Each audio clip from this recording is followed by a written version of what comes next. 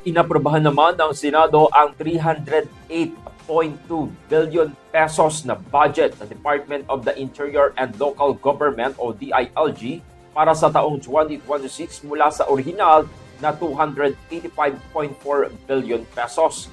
Ayon kay DILG Secretary John Vic Remulla, ang dagdag na pondo ay para sa 283,000 na uniform personnel, pagpapatibay ng PNP operations at pagpapalakas ng serbisyo ng mga ahensya ng DILG.